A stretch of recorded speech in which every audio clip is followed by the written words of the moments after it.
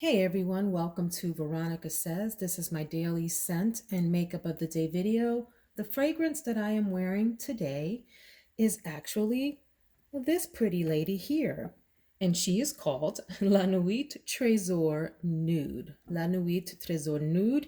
This is a flanker, obviously, of Tresor and part of the line of the La Nuit Tresor series from Lancome. Beautiful bottle, looks like a diamond, and it has this ombre coloring here with the dainty little scarf there, if you will, ribbon at the top. This is a floral fragrance with a top note of bergamot only, rose in the middle, and base of coconut and vanilla. I will say that this is, to me, mostly coconut and vanilla fragrance. I get very little of the bergamot, maybe a hint of it, and I don't detect any rose in it at all. Mostly coconut and vanilla, and it's a soft, muted, creamy coconut and a creamy vanilla. This is a very soft fragrance, definitely leaning heavily feminine. Can a male pull this off? Sure. This isn't one that I at least perceive will project far and doesn't fill up a space, if you will, but it is a pretty fragrance. It has some lactonic thing going on there. Really tropical vibe if you sniff closely, and if you sniff from far away, sort of above the skin, it's just a creamy, soft vanilla with a hint of coconut. I really like it. It's subtle, it's pretty, it's understated. But also because of that is I would classify it as an elegant fragrance, one that I would feel comfortable wearing in multiple settings. I would wear this to an office for sure, meetings. I would wear this to family occasions. This would be a decent date night fragrance as well. Maybe not my first pick, but I certainly wouldn't hesitate to wear it if it was one that I did want to reach for the evening. Really pretty fragrance. Glad to have this in my collection, and I certainly love coconut fragrances. I'm getting better at loving vanilla. I like it in the fragrances, but if it's a heavy vanilla forward fragrance, I don't always love that, but I'm getting there with my vanilla interests in fragrance, if that makes any sense at all. Let's go check out the makeup of the day. So here is my makeup wardrobe for today. I would like to have a deep, warm look, but I don't want my look to be audacious because I do have some work meetings today where I want to, because of the people that I'm speaking to, keep the look a little bit on the conservative side. So the Naked Heat rather, palette from Urban Decay is a good one for that. It can give you a nice, warm, smoky look without overdoing it. I mean, you can overdo it with the palette if you want to, but you don't have to. It's not gonna, you're not gonna be fighting the palette to get a soft look. From this collection of items that I have here in front of you, I'll point out a few that maybe I haven't talked about in a while. My lip is going to be, I think, I'm not sure because I always want to match my lip to the final makeup look. But what I've pulled out is the Rimmel Lasting Finish. What is this thing called? 1000 Kisses? Yeah, Stay On Lip Contouring Pencil. The Lasting Finish 1000 Kisses Stay On Lip Contouring Pencil. What a name. This is in the color Tiramisu, which gives you a warm brown kind of color. And then I haven't used this lipstick in a while, and it's Bahama Beige, the color 55 Bahama Beige from Milani. And it looks like this. I mean, it is like super ultra nude. Yeah. Right. This sort of brownish, beigey color with just a hint of warmth, just a hint. Very, very nude, which will allow me then to really amp up the depth in the eye.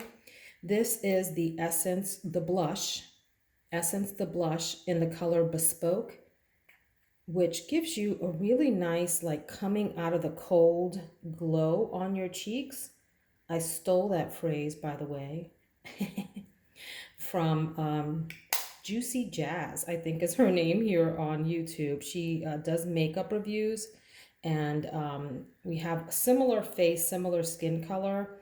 And so I like to take her recommendations. Go check her out. Juicy Jazz, Jas, like Jasmine. Anyway, she talked about this blush on her channel and it looking like your cheeks were just a little bit flushed from coming in out of the cold. And I love that. And it made me go out and buy it, of course. And look how little it is. I love that size of it. Like $2 or $3 from Essence.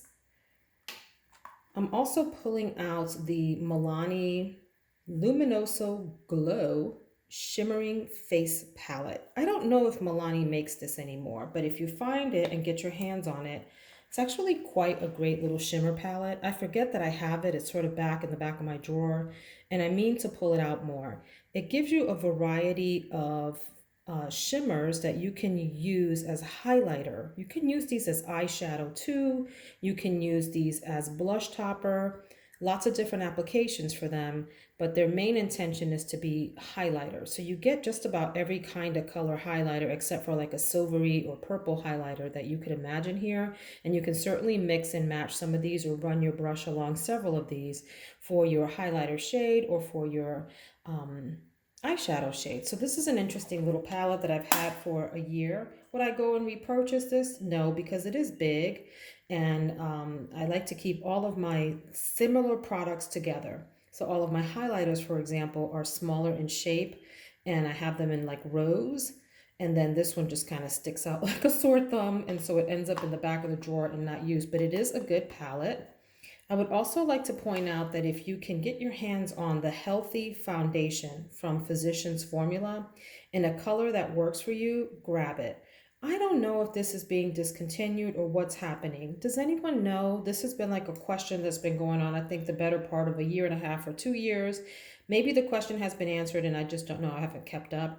I have mine in the color MN3, which I think stands for Medium Neutral 3. What I like about this foundation is that it's very skin-like, has a little hint of luminosity, and it's been compared to the La Mer foundation, which is super duper expensive, like over $100 if I'm not mistaken.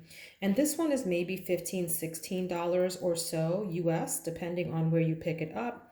And it's a fantastic foundation that lasts most of the day. The nose part on me, on my nose, it'll start to fade a little bit at the end of the day, but for the most part, it performs pretty well and goes on quite beautifully. Nice foundation. Let's take a look then at the palette here. Let me move all this other stuff out of the way. This is the Naked Urban Decay Heat palette. I believe this is still sold. When it first came out, I think this was either $49 or $54, somewhere in that range. And my thoughts on it are that it is a decent performer, but not a high performer. And for that reason, I don't reach for it the most. I am that person that has a number of Urban Decay palettes and is just having a hard time with getting rid of any of them because I do enjoy using them. What I don't enjoy is that the shadows sometimes fade after a while. They don't, stay vibrant all the way through the evening. And I prefer that. And I have shadows that do that. And so, sometimes those shadows win because I have a long day ahead. But I do have, so they fade a little bit during the day, and sometimes they don't perform well right out of the pan. Sometimes I have trouble with their lighter colors being flaky and not really showing up the way that you would like to, even upon initial application. That said, overall, it is a solid palette. People have complained in the reviews that they get a similar look out of here. No matter where they go in the palette, they get a similar look. My caution with that is, if you're playing around with like these three colors and you're swirling around and, trying to buff them together, you're probably going to get a muddied up look. Do your best if you're in a palette that is sort of a monochromatic scheme like this to stay at opposite ends if you want differentiated colors on your eyes. For example, I might do Chaser as my background color, maybe Low Blow or He Devil, interesting name, in the crease, and then use like Ashes to deepen up the outer edges. So I'm skipping intervals here, right? But if you go for colors that are near each other, they're similar in tone, and so it's going to be difficult for it to show up differently on your eye, especially if you're one that likes to like overblend your shadows. If you put the thing down, like let's say you put sauce on your inner corner and then low blow all over the main part of your lid, but you don't blend heavily in between, then you might be able to get different colors to show up, if you will. But I do like it. I like the warm tones in here. This is right up my alley in terms of color story. I just wish that they stayed longer on the eye and didn't, fade, especially the shimmers. The shimmers will fade a little bit during the day. Like here's lumbre, and Dirty Talk, Scorched, and Ember is also a shimmer.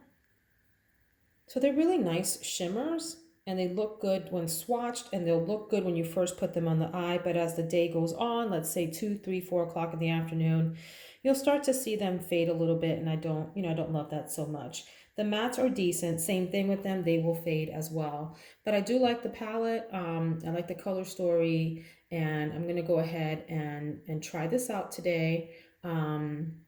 Again, not the first time that I've tried it. Definitely, I will put an eye primer underneath it and just keep going. And for my eye primer, see, I don't have one out here, but when I have trouble with eyeshadows fading, I usually will use my MAC paint pot.